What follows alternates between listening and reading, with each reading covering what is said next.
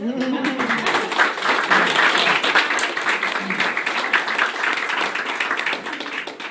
the last pair I'm going to bring up are Michelle and Chris. I'm forcing Michelle to talk. Yeah, Sorry. Don't move. Just in time.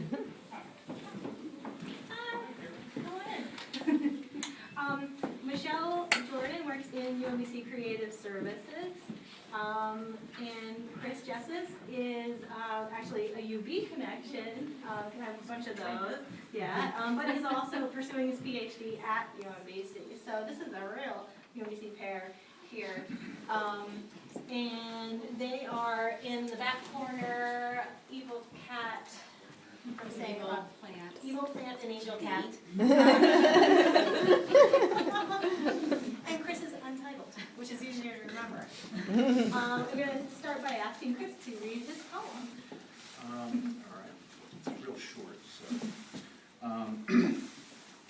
the witch eating snakes in my backyard last night walked through me into a sea whose depths swallow sunlight. On the 7-story hill in Mother's backyard, she appeared again minutes ago in a Halloween dream. Her silhouette could kill sunlight with a shard, brewing algorithms too shy to reveal chaos through a beam.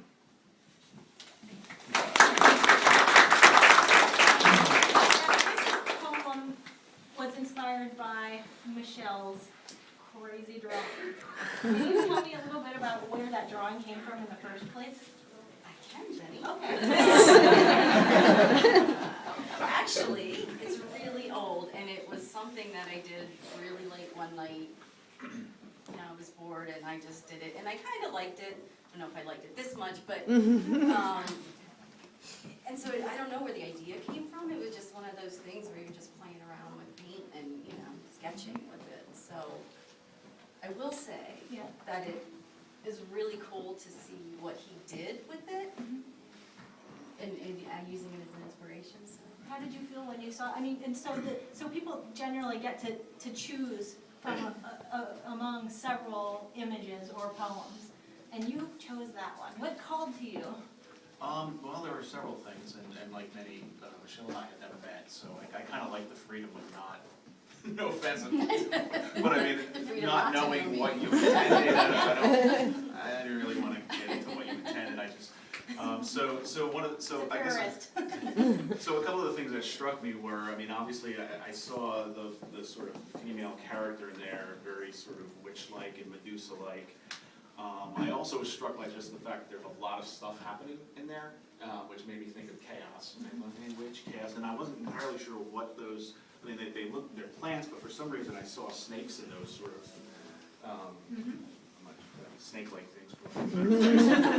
So what sort of turned me on to that was the fact that what is a snake? They all sort of struck me as archetypes, and I started thinking about this sort of haunting nature of archetypes and this sort of intertextuality that we all are sort of got these voices in our heads of all these other texts that are informing us. And I started thinking of archetypes as a sort of type of text, and that they are sort of haunting because we try to, like, they're there, and we always are negotiating with them as artists, regardless of the medium.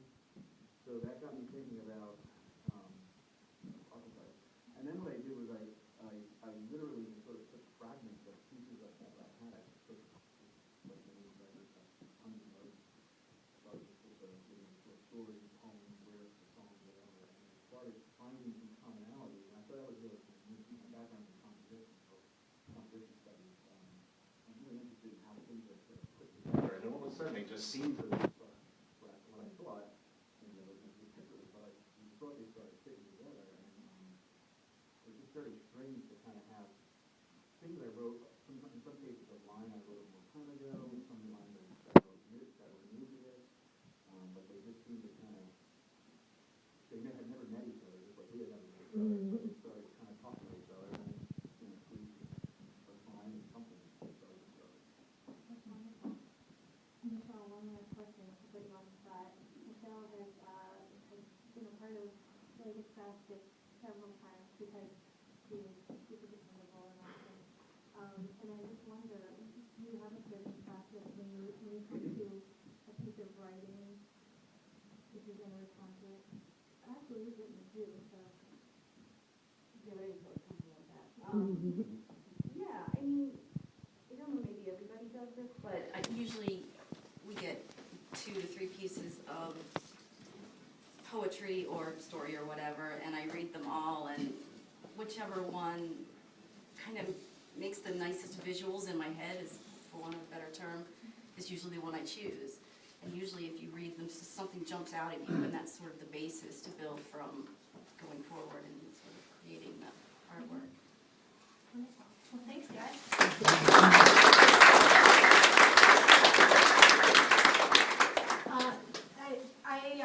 If you saw on my website, Light Ekphrastic, you may have seen I had an announcement to make tonight, so here it is. I'm really excited. This is a huge year for the Light Ekphrastic.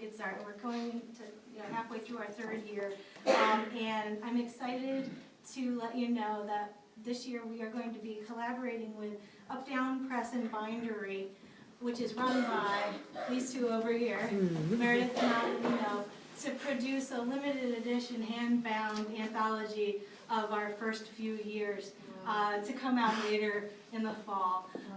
And we will have a probably more traditional reading and book kickoff later in the fall. So I'm really grateful to be able to work with them, because if you haven't seen their work, it is fantastic. And I'm excited, now that I've seen some of these things in real life, to see it in yet another way. So thank you to you guys, and stay tuned for that. I just wanted to give a quick thank you to Carolyn and Asher, who opened up their house and put a gallery in it. How crazy is that? But it just goes to show how much they care about art, how much they care about the UMBC community. It is really telling that they would let us do this, and I'm very, very thankful for that.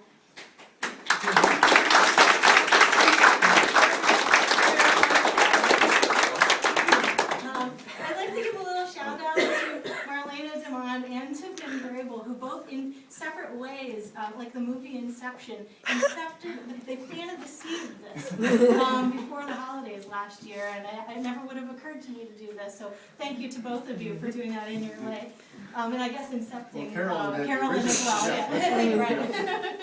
I'd like to thank the Alumni House all my friends there at UMBC, because Light Ekphrastic was born in the basement of UMBC's Alumni House. People who are so creative, they're absolutely wonderful to work with, and like everybody else, you get caught up in stuff and say, oh, I wish I were painting more, I wish I were writing more. So this structure kind of, I nagged them into it, basically. So now, I think we're doing more of it.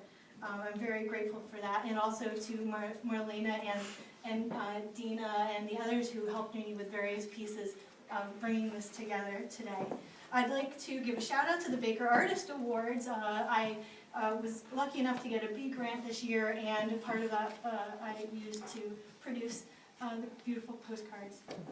I'd like to thank my mom for being awesome, my son Max for being extra awesome, and my husband TJ for being extremely supportive. And true story, back in late November of 2010, when this was just an idea, not even a real idea to me yet, he gave me the most romantic present ever. He bought me the domain to this site. But not only that, but 3 years. And I just thought that was the sweetest thing. He saw what it could be before I could. And we have since renewed. So thank you again for coming. If you have art in your closet or writing in your drawer, get it out, send it to me. I would love for you to be involved. And thank you so much for coming.